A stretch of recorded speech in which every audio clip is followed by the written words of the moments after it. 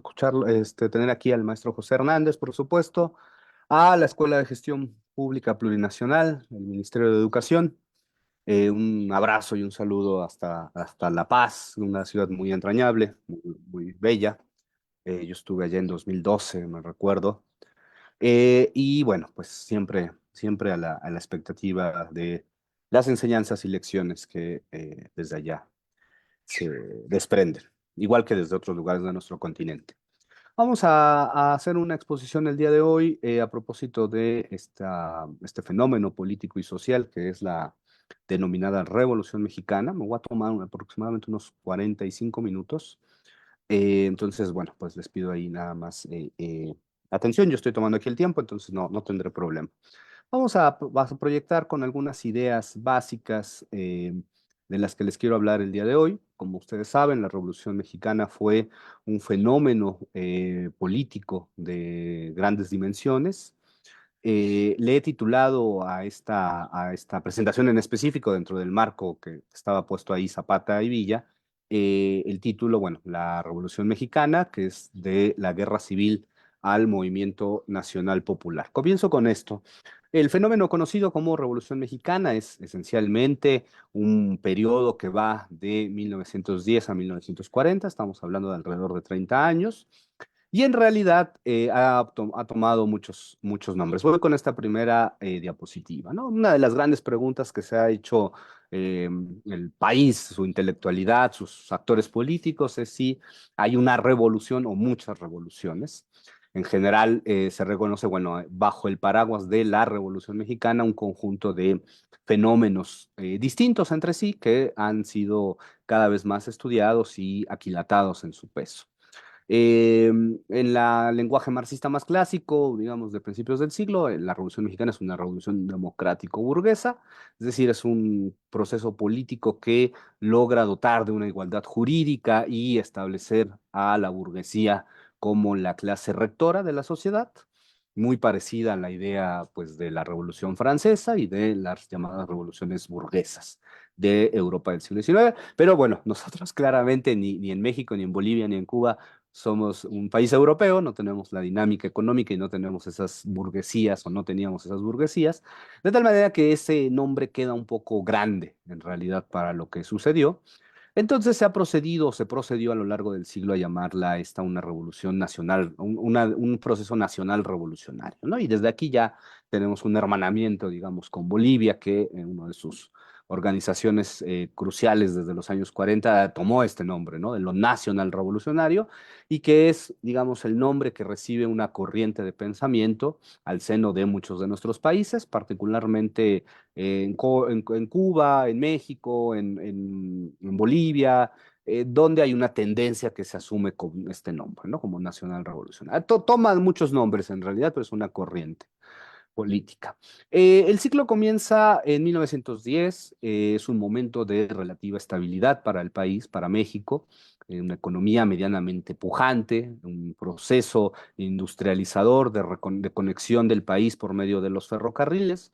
El último tramo del siglo XIX y la primera década del siglo XX había sido una gran expansión del capital norteamericano, que había dejado un proceso de modernización oligárquica, es decir, como en todos nuestros países, de pequeños grupos que funcionaban como mediadores o gestores entre el capital norteamericano, sobre todo, y un territorio nacional que, bueno, se encontraba todavía disperso y no conectado por un mercado interno, ¿no? Entonces, esto pasa en todos nuestros países, pasa en Bolivia, pasa en Colombia, pasa en México, sociedades campesinas, sociedades de autoconsumo, con una gran tendencia del modelo primario exportador, es decir, vendemos oro, plata, bueno, ustedes en Bolivia estaño, ¿no? En México la plata, el oro eran muy importantes y otros productos, digamos, que no requerían procesos de industrialización. Lo que sucede es que en el caso mexicano, el modelo oligárquico primario exportador, bueno, era conducido por un grupo político que llevaba desde fines del siglo XIX. ante el crecimiento económico, nuevas élites empiezan a reclamar espacio político y hay una ruptura entre las nuevas clases medias y la élite política que da origen a la primera gran insubordinación, que es la que es conducida por un personaje que se llamó Francisco I. Madero. Francisco I. Madero era un hombre de la clase media que había estudiado en París y que llama a una rebelión después de sufrir un fraude electoral en las elecciones de 1910. No es el único proceso. Paralelamente a este proceso hay otros dos importantes. Uno es un contingente anarquista muy importante en el norte del país, prácticamente viviendo en Estados Unidos. El anarquismo es una, como al igual que en Bolivia, es una tendencia, una corriente dentro de la sociedad en este periodo.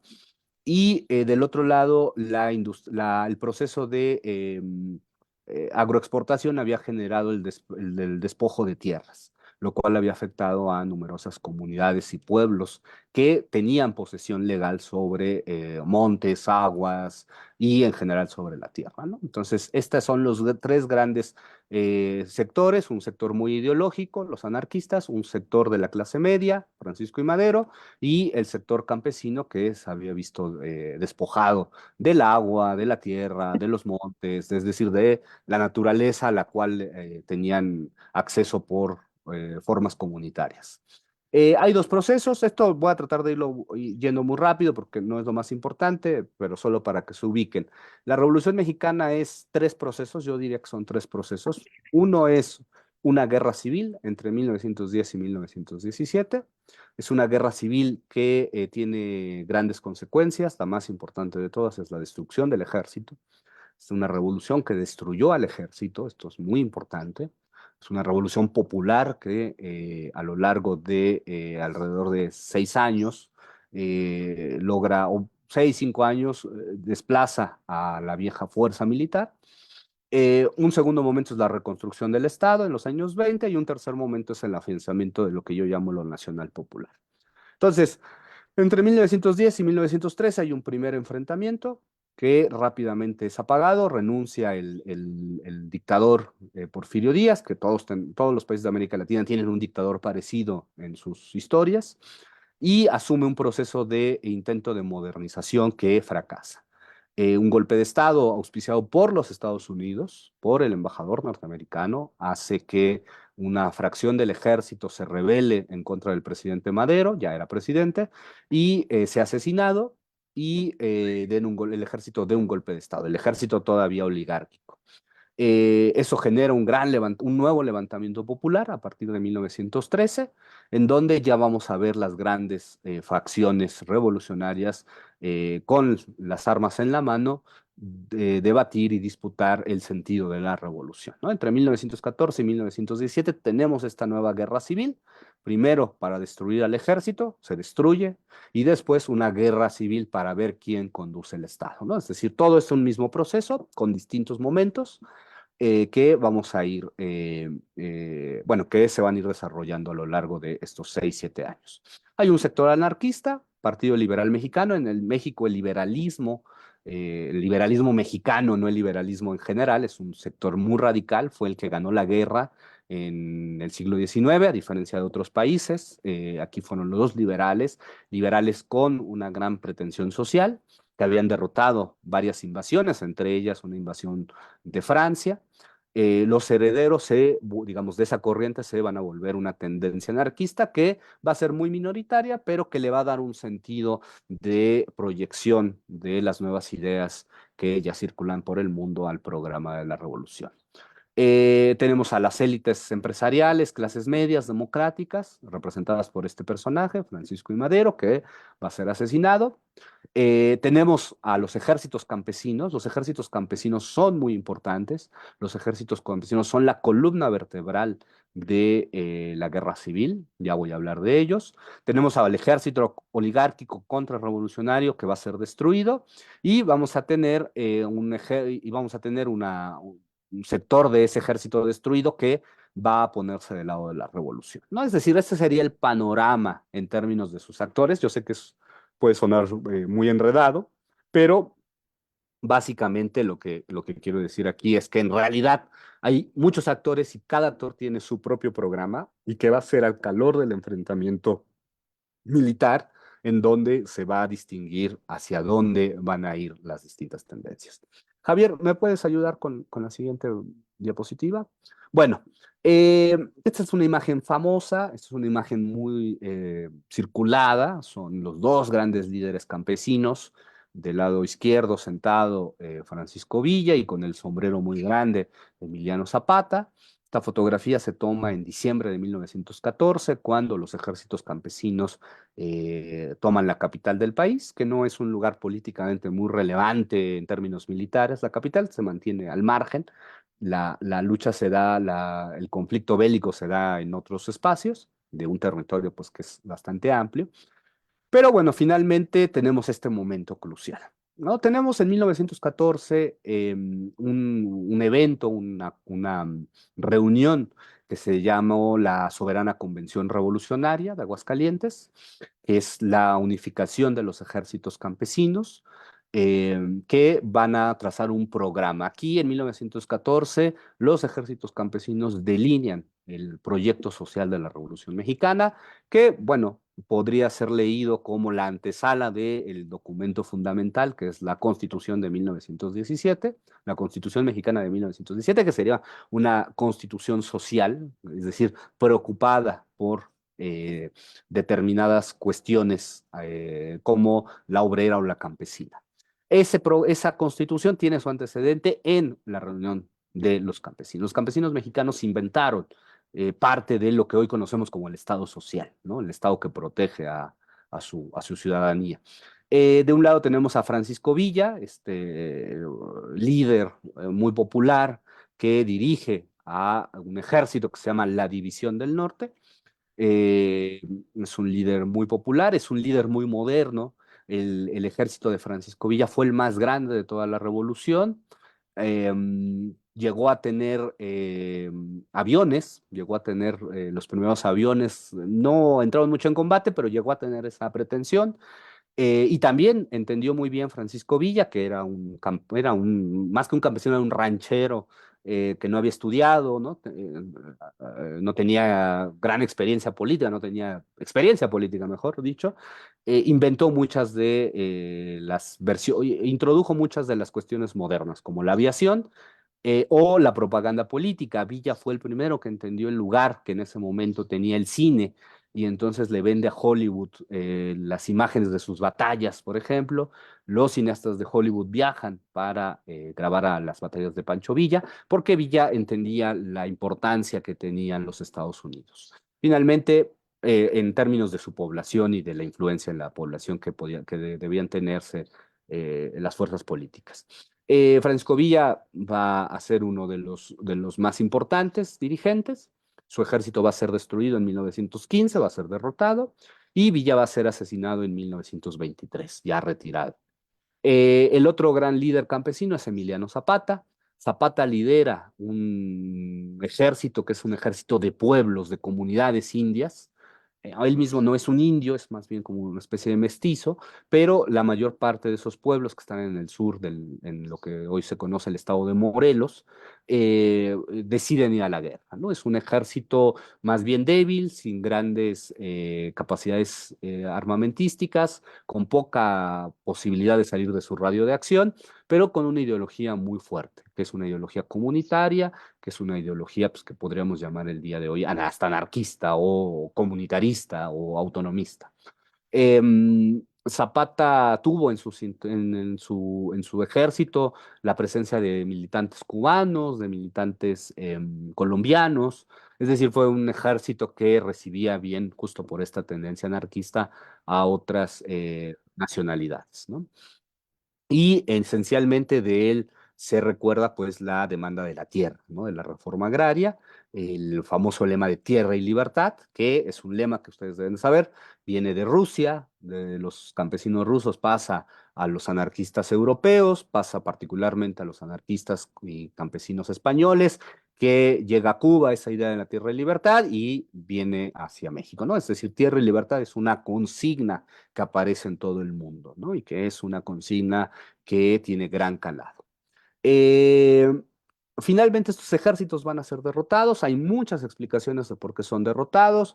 Hay explicaciones, digamos, que dicen que al no ser proletarios o no ser obreros o no tener un partido, pues no tenían la capacidad de dirigir el Estado. Hay quienes dicen que, bueno, tenían versiones localistas, que solo veían a sus regiones. Esto es un poco dudoso, en realidad no es tan así. Y hay otras que dicen, bueno, fueron derrotados porque la fracción dominante, que ya voy a hablar de ellos, que es el llamado ejército constitucionalista, tenía mayor claridad, ¿no? Los constitucionalistas, que son el otro ejército que se enfrenta a los ejércitos campesinos, es una serie de militares, la mayor parte de ellos venidos del ejército oligárquico, que se desprenden y se ponen en contra del ejército oligárquico y que, bueno, tienen gran capacidad militar, tienen gran experiencia militar, no tienen grandes intenciones de hacer reformas, pero van a terminar haciendo ellos las reformas sociales, ese ejército va a ser el que termine haciendo la Constitución de 1917. Se llama Ejército Constitucionalista, curiosamente porque querían restablecer una constitución del pasado, la Constitución mexicana de 1857, pero la fuerza de los hechos hace y la explosión del pueblo en armas hace que terminen haciendo una nueva constitución, que es la de 17, ¿no? Entonces esto es muy curioso, ¿no? Esta fuerza que no quería grandes cambios, pero que al ver a un pueblo en armas con muchas demandas, termina logrando encabezar esas demandas, derrota a los ejércitos campesinos y empieza o intenta llevar a cabo las demandas de la sociedad, que en ese momento son tres fundamentales las demandas. La demanda obrera, esencialmente de derechos laborales. El ejército constitucionalista recluta a la clase obrera, a la débil, muy pequeña clase obrera de la Ciudad de México, para ponerla en contra de los ejércitos campesinos, porque les cumplen sus demandas. Tienen también la primera ley agraria nacional, son los primeros que se disponen a hacer una especie de reforma agraria muy tímida. Y lo más importante de todo, para este momento, es el núcleo que encabeza una idea de nacionalismo. ¿Sale? Pasa a la siguiente, por favor, Javier, si me puedes apoyar. Bueno, es esta fracción, la del constitucionalismo, que tiene a dos personajes, pues, Venustiano Carranza primero y Álvaro Obregón, quienes militarmente triunfan sobre las grandes masas campesinas. Pero adentro de ese ejército hay toda una élite militar e intelectual que va a hacer la Constitución de 1917. Y gran parte de esa élite, lo que yo llamo el ala izquierda de ese ejército constitucionalista, va a entender la nueva condición de la política moderna, ¿no? Y esto es algo que nos diferencia mucho del siglo XIX. La gran lección de la política del siglo XX es que no se puede hacer política sin las masas, que las mayorías sociales son muy importantes, ¿no?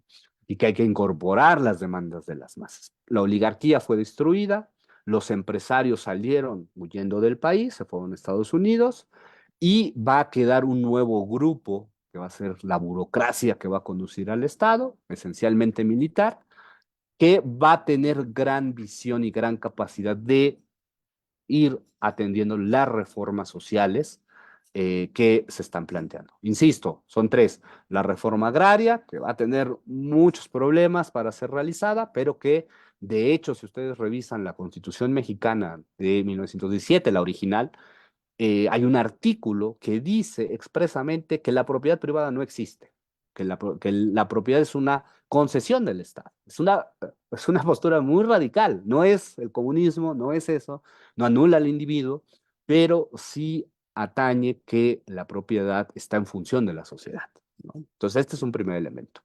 El problema de la tierra, que no se va a resolver sino hasta en los años 30, ya lo vamos a ver.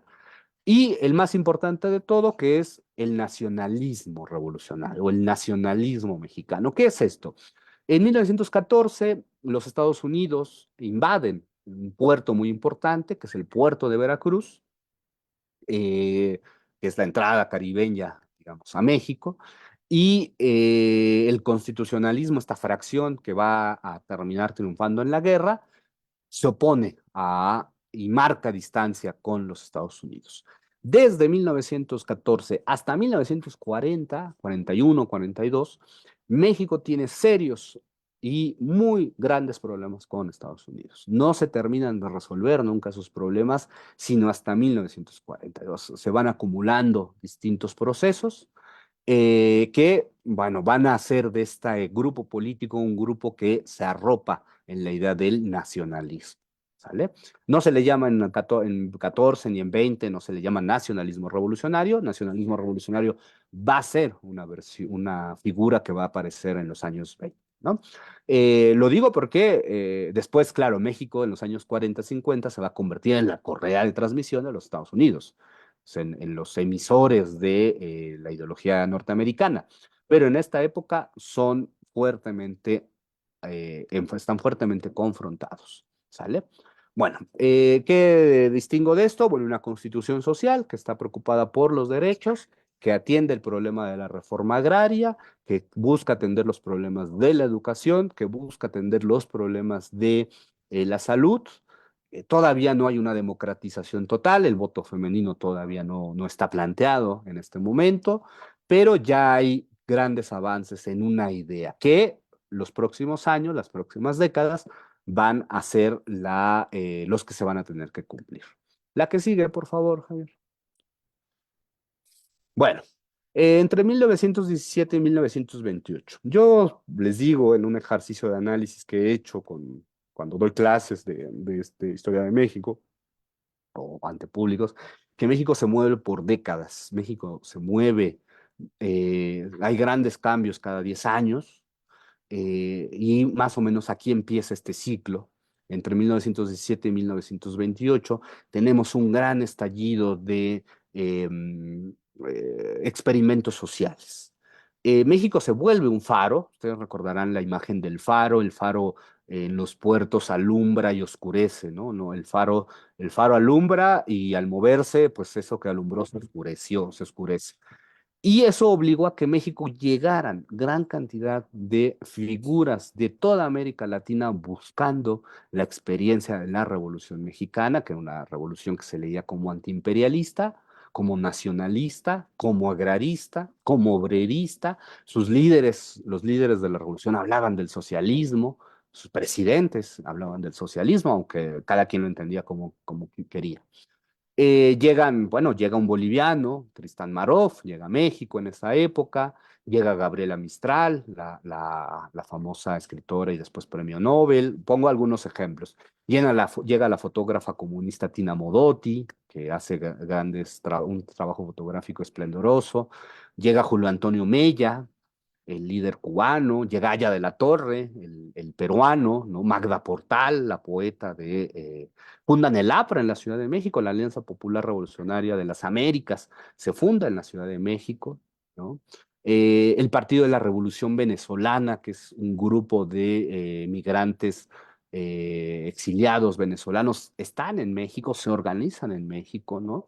Están personajes muy importantes, como luego va a ser Juan Marinello, ¿no? El gran artífice de la reforma universitaria cubana, Farabundo Martí, ¿no?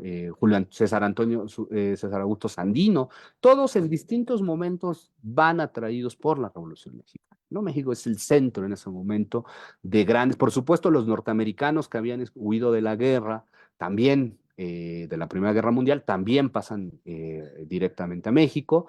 Un dato curioso es que el Partido Comunista Mexicano, que es un partido fundado muy temprano, fundado en 1919, es fundado por un norteamericano, de hecho, ¿no? Y por un hindú, un nacionalista indio de la India.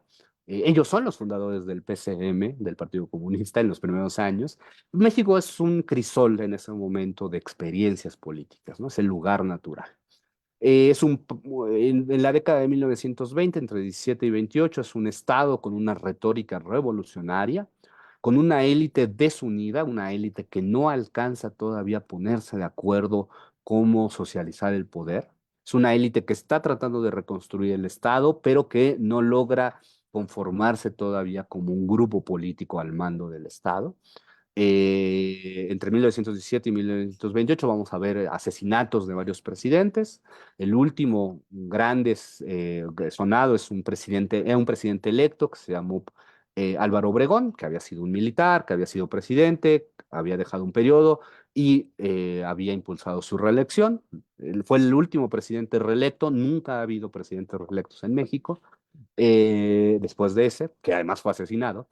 Entonces, bueno, es un tema que en México eso no se toca mucho, ¿no? Eh, en 1928, bueno, hay avances de reforma agraria, hay sectores muy radicales localmente que sí hacen reforma agraria. De hecho, se arman los campesinos en algunos estados del país. La reforma agraria se hace por la fuerza. En otros países, en otros estados no, en otros estados es más mesurado o no hay avance, pero hay, digamos, un crisol de, o sea, es decir, estoy hablándoles de un país que está hirviendo porque las demandas de la guerra civil no se han resuelto y se tienen que resolver, ¿no? En este marco se crea el Partido Comunista. El Partido Comunista es una fuerza cultural importante, no es una fuerza numérica, pero sí es una fuerza cultural muy importante. Estamos en el centenario de la fundación del primer gran periódico comunista, llevó el nombre del Machete, que es un periódico muy bonito, que fue hecho por los pintores mexicanos, Diego Rivera, Frida Kahlo, David Alfaro Siqueiros, entre muchos otros, solo digo los nombres más famosos. Eh, y hay algo que demuestra la década de 1920, y que es que el Estado, la noción de Estado, solo tiene sentido si tiene legitimidad de masas. Y eso involucra a obreros, a campesinos, a indígenas, a mujeres, y entonces empieza a haber grandes procesos organizativos para atender a todos estos sectores, ¿no? Ese es el gran dato de la época. El gran problema es que no hay todavía un instrumento para socializar el poder. La élite no ha encontrado la manera de pasar tersamente el poder de un personaje a otro, ¿no? Y de un grupo a otro. La que sigue, por favor. Ah, perdón, nada más lo último. Claro, a México llega la primera mujer embajadora del mundo. No había mujeres embajadoras. La primera, que es una soviética, Alejandra Kollontai. Pasa unos meses, no le va muy bien. En México, ¿no? La primera embajadora del mundo era una mujer soviética de fama revolucionaria que llega pues a un país que está viviendo una revolución. El último paréntesis, imaginen ustedes la dificultad para la izquierda comunista, que en ese momento, digamos, era la que respondía al impulso de la Revolución Rusa, en estas condiciones, como una fuerza política que se decía revolucionaria, como la comunista, mantenía estas banderas en un país que estaba viviendo una revolución, ¿no? La gran sombra para las izquierdas mexicanas fue y es todavía la Revolución Mexicana. Este proceso es un proceso que todavía tiene implicaciones muy grandes. Por la que sigue, por favor. Hay un pequeño interregno, voy rápido sobre eso, ya voy en los 27 minutos, tomaré 45 quizá. Es entre 1928 y 1934. México sufre un giro derechista, muy en consonancia con el giro derechista del mundo. Estados Unidos sufre la recesión, en Italia está Mussolini, por ahí en Alemania, ya sabemos que viene la guerra, ¿no? A partir de los años 30. Aparecen grupos fascistoides en el país. La élite que gobierna entre 28 y 34 es una élite muy corrupta, y tampoco hay todavía claramente cómo traspasar el poder. Un primer intento para ponerse de acuerdo es la fundación en 1929 del Partido Nacional Revolucionario. Ahí aparece, ¿no? El Nacional Revolucionario, ¿no? Como en Bolivia va a aparecer después, ¿no? El Movimiento Nacional Revolucionario, Nacionalista Revolucionario. Aquí se está fundando ya esta idea de lo nacional revolucionario, ¿no? ¿Qué es la revolución? Construir nación. ¿Qué es construir nación? Generar las condiciones institucionales para que el Estado organice la vida social, ¿no? Ese sería, digamos, la pretensión de estos personajes era construir un Estado que pudiera influir, determinar, transformar la vida social, ¿sale? El Partido Comunista es vuelto ilegal en 1928. Esto tiene paréntesis, es perseguido, pero al mismo tiempo participan en elecciones. Es un periodo raro este, ¿no? Y son tres gobiernos que no duran mucho, caen rápidamente, no voy a hacer mención de eso, entre 1928 y 1934. 34 es un año muy importante. ¿Qué es lo que está pasando? Hace 90 años, justamente, entre 33 y 34. Eh, se establece en copia a los planes quinquenales de la Unión Soviética, se establece un plan sexenal. México, a partir de ese momento, los gobiernos duran un sexenio, 6 años.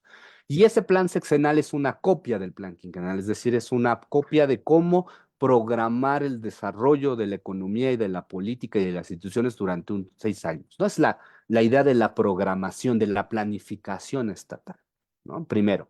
Segundo, hay una reforma, un proyecto de reforma que va a impactar en América Latina, de hecho que tiene mucho contacto con algunas de las cosas que ya se habían hecho en Bolivia, en las escuelas racionalistas de Guarizata y toda esta historia, que es una reforma que se llama la reforma de la educación socialista. La educación socialista es un intento de integrar a los hijos de los obreros y los campesinos en una historia nacional, ¿no? Se construye un paradigma para México de una historia nacional. Y lo que hace esta educación socialista es darle un sentido de tendencia revolucionaria a la historia, ¿no? Entonces, la independencia fue una revolución, en 1800, nuestra independencia es en 1810. Cuando los franceses nos invaden es leído revolucionariamente. México separa los bienes de la iglesia y el Estado muy tempranamente en el siglo XIX. Y por supuesto la de 1910, ¿no? Son tres momentos que el día de hoy López Obrador sigue diciendo son tres transformaciones que serían la previa a la que le encabeza, ¿no? Entonces tiene este arraigo la educación socialista. Y la tercera cosa muy importante, las masas campesinas y las masas obreras que están sufriendo gran agitación por el clima de crisis mundial, eh, logran imponer a su candidato. Es un candidato de origen michoacano, de la parte pacífica al sur de México, que es el general Lázaro Cárdenas. El general Lázaro Cárdenas se va a convertir en el gran caudillo, en el gran líder popular, que va a lograr unificar a la izquierda de la Revolución Mexicana, es decir, al nacionalismo revolucionario, con los socialistas, ¿no? El gran momento se funda a partir de 1934, cuando, sin gran oposición, Lázaro Cárdenas triunfa en las elecciones. Su oposición era dos candidatos a la izquierda, uno era el del Partido Comunista, que es puesto en la legalidad. De hecho, los comunistas van a empezar a ver bien, primero ven a muy mal a Lázaro Cárdenas, luego lo ven con desconfianza y van a terminar siendo los principales promotores de su gobierno, ¿no? Ese tránsito es muy interesante. Y Cárdenas se va a convertir en el nombre que le va a dar sentido, ¿no? A este gran proceso de nacionalización. Hay que decir dos cosas que no dije en su momento. Los años 20 habían sido de gran anticlericalismo. De hecho, había habido en 1926 una guerra con sectores religiosos, una guerra muy desgarrante, cuando el Estado mexicano quiso nacionalizar la iglesia, quiso que la iglesia mexicana rompiera vínculos con el Vaticano. Cárdenas va a tratar de limar esas asperezas, no va a ser tan anticlerical como sus predecesores. Y Cárdenas tampoco va a ser tan antiimperialista. Es antiimperialista en un sentido práctico, es decir, en un sentido de las acciones que realiza, pero en realidad tiene muchas simpatías por el New Deal. Acuérdense de este proceso norteamericano, que es el nuevo trato, ¿no? Que es el impulso de la economía y de la protección de los obreros por parte del gobierno norteamericano, y sobre todo va a tener gran amistad o simpatía por el presidente norteamericano Franklin Delano Roosevelt.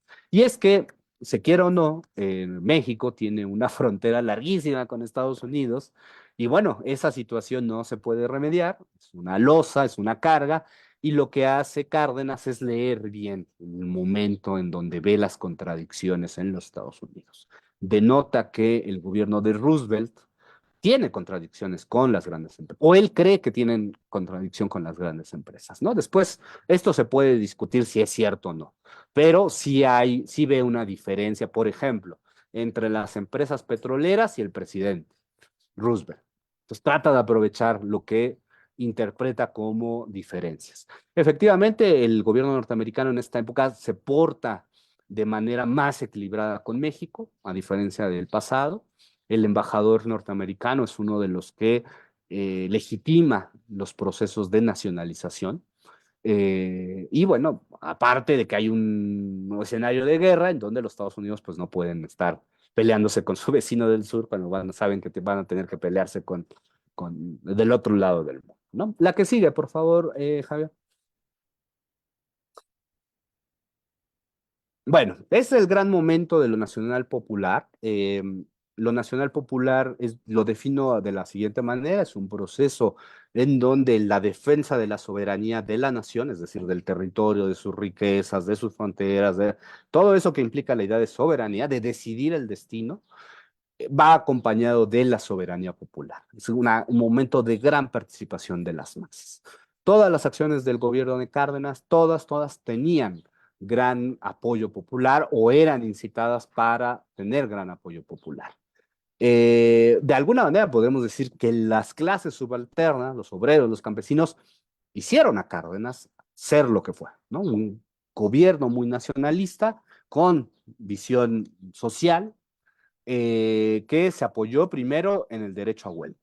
Cárdenas acude a los grandes conflictos sindicales que hay en el país, sobre todo en el norte del país, en el norte de México, y se pone del lado de los obreros. Pero más que ponerse del lado de los obreros, se establece que el Estado debe ser el mediador.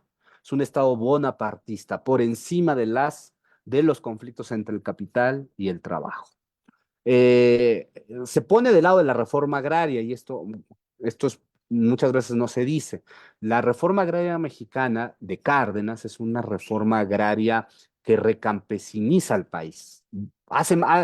Al inicio del gobierno de Cárdenas había menos campesinos que cuando termina su gobierno, porque muchos de a los que se les va a dar repartir tierra no querían tierra, querían ser obreros, trabajadores agrícolas asalariados, querían tener sindicatos agrícolas asalariados. Y lo que hace Cárdenas es volver los campesinos, les da tierra, ¿no? Entonces, esto está muy discutido, si fue lo correcto. En dado caso, hay una idea muy en el tono de reivindicar la producción en el campo.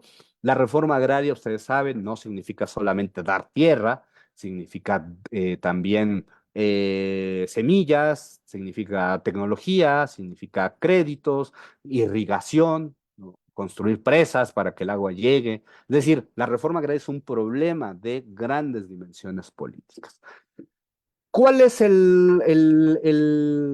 la contracara de esto? Bueno, la contracara es que Cárdenas trata de establecer en el Estado la presencia de las masas por medio de tres grandes organizaciones: la Central Obrera, la más grande, la Confederación de Trabajadores de México, que se vuelve el gran atractor de los grandes sindicatos de industria que ya están existiendo. Ya no hay sindicatos de oficio, ¿no? Carpinteros, panaderos. En México los panaderos tenían un sindicato y llegó a ser muy importante, ya no. Tampoco son sindicatos de empresa, ¿no? Que cada empresa tenga su sindicato, no, son sindicatos de industria, ¿no? Los mineros, los petroleros, los ferrocarrileros son grandes y muy poderosos sindicatos que van a ser incorporados al Estado. Del otro lado, todos los campesinos, todos los campesinos de México, si quieren obtener tierra, si quieren obtener semillas, si quieren obtener crédito, tienen que afiliarse a la Confederación Nacional Campesina. Ahí es un monopolio de representación. Y todos estos dos grupos van a ser integrados a una cosa que se llamó el Partido de la Revolución Mexicana. El Partido de la Revolución Mexicana, PRM, tenía la intención de mantener la presencia de las masas en el Estado, que las masas influyeran en el Estado. Esto no salió bien.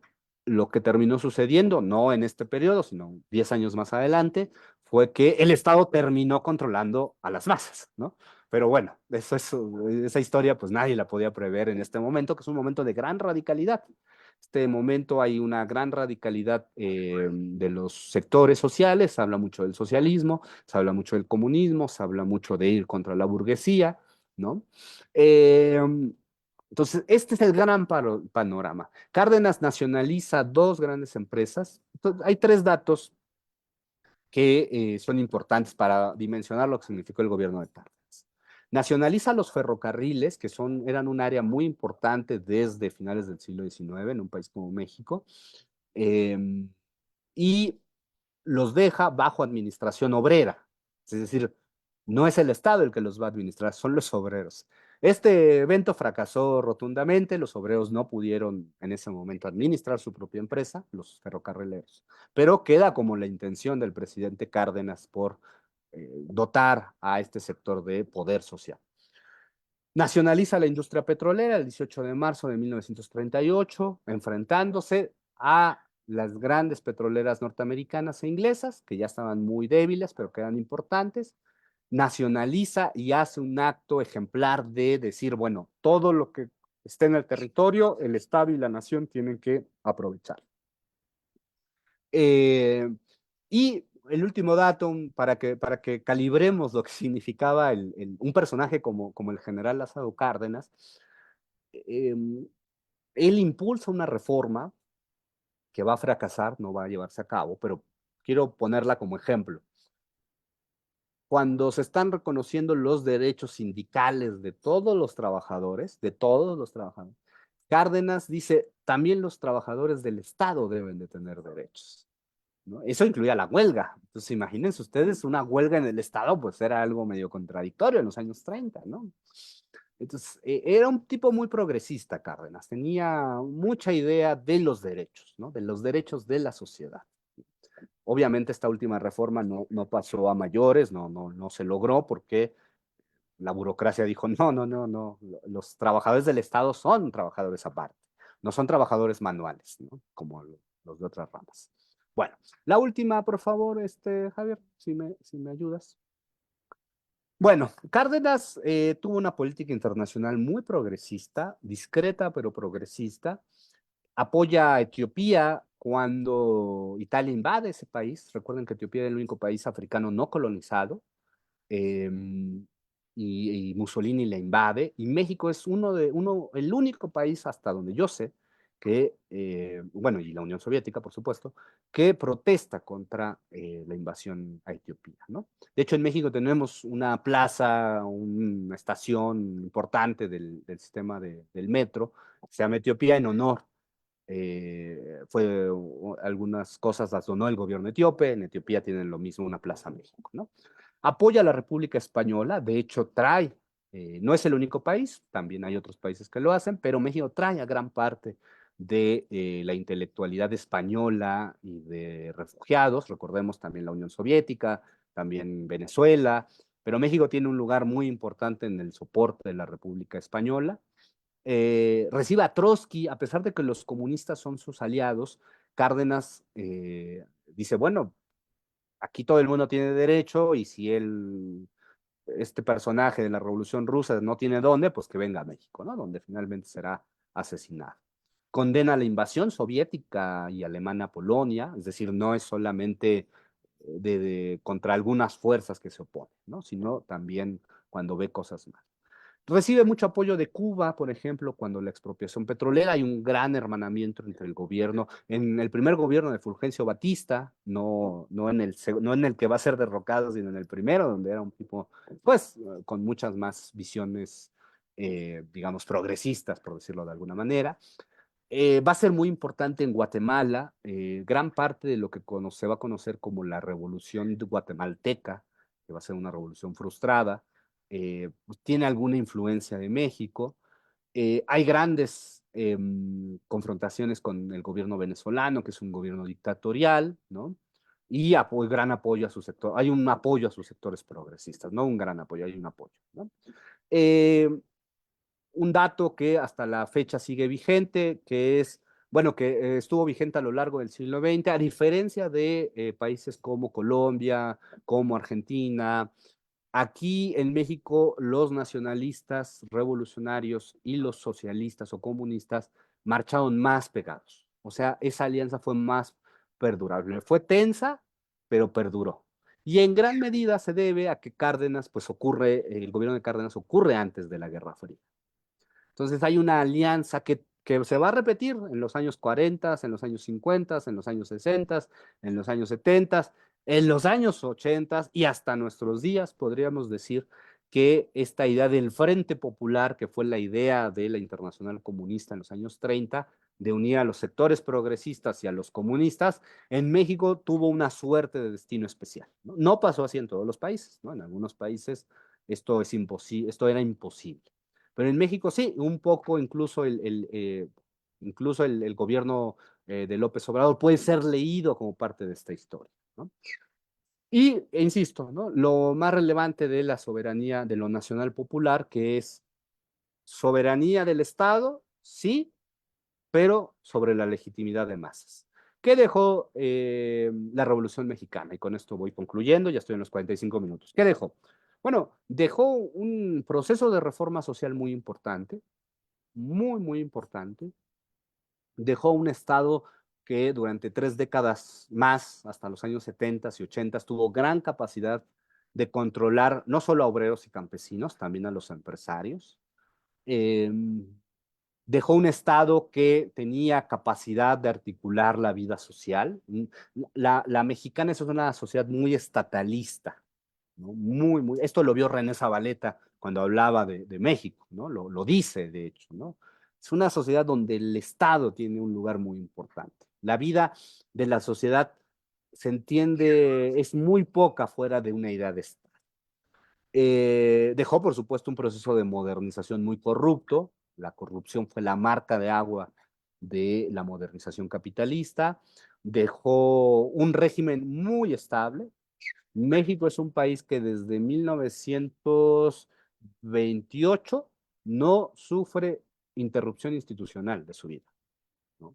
O sea, 34 si quieren. Tenemos 90 años de estabilidad institucional. O sea, han funcionado la vida de las instituciones, la vida de los gobiernos, nacionalmente hablando, no ha tenido golpes militares, no ha tenido grandes rupturas, o las rupturas se han procesado por mecanismos medianamente establecidos, ¿no? Por supuesto, dejó un país autoritario. México fue un país autoritario, no al grado de una dictadura militar, pero un país autoritario, ¿no?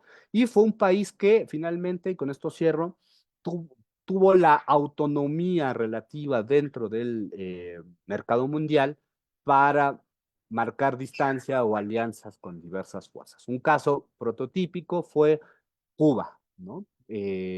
México logró mantener al mismo tiempo amistad con Cuba. De hecho, durante mucho tiempo México era uno de los pocos lugares donde se podía viajar hacia la Cuba revolucionaria, eh, y no romper relaciones, ¿no? Eso le daba cierta autonomía, a veces más relativa, a veces menos, va dependiendo de los gobiernos, ¿no? Es otra historia.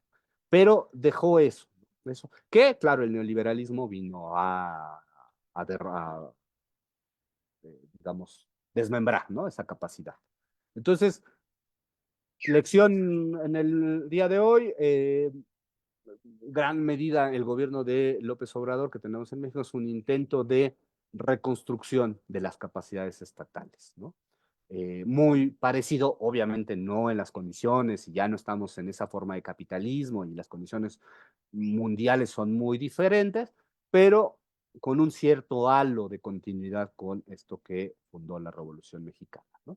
Hasta ahí, Javier, por mi parte, y bueno, pues escuchamos a los compañeros y compañeras.